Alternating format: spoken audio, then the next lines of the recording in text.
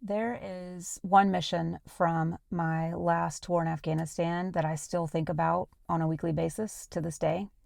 And this morning was that day, so I want to share the story with you. You know, as pilots, our job is to fly that plane as perfectly as possible on altitude, on airspeed, on target, on time. And I don't think that there is a moment where we fly that plane better than when we know we're carrying fragile medical patients in the back. This particular night, we took off out of Bagram and we were headed to Kandahar to pick up the medical crew and load the plane and prepare it for patients. So when we got to Kandahar, the crew jumps on the aircraft, they start loading and bringing medical equipment. There's some activity happening off the base, so there's a little bit of pausing and recovering and making sure everybody's safe and good to go, and we get the plane prepared and we take off out of Kandahar. When we got stable into altitude, I got up out of the right seat and went to meet some of that medical crew in the back.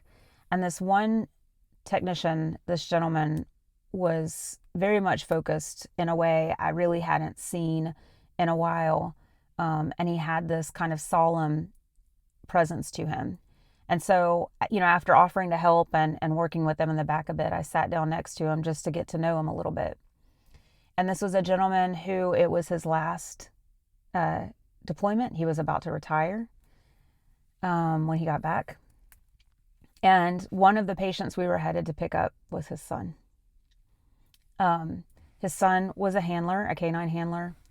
And what he told me was that that particular day, his son and their team were clearing a building. And when they were clearing the building, his dog sat in front of him. He was standing on a pressure plate.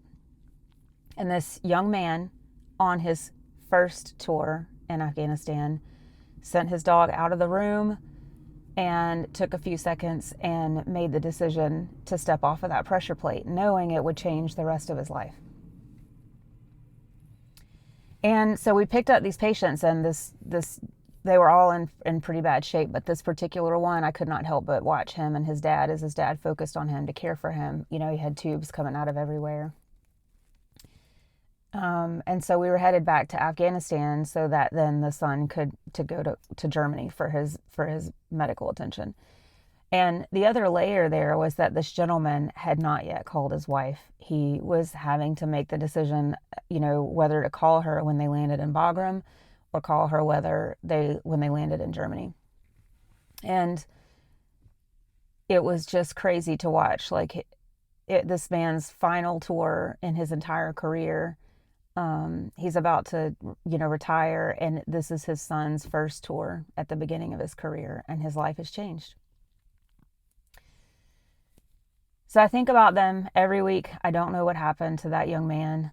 I think about how often we want our children to follow in our footsteps when we're proud of our careers, and we have no way to know what the outcome of that may be. I think about that father's ability to maintain focus and do an amazing job while his heart was breaking under pressure. And I think about that young man, you know, knowing that this career field he chose just changed his life forever, and the courage it took to send his dog out of that room and step off of that plate. So that's my story for you this week, is to consider the gravity of your legacy and the weight of your leadership and the power it has to change someone's life in a way you can't predict. I hope you're having an amazing day.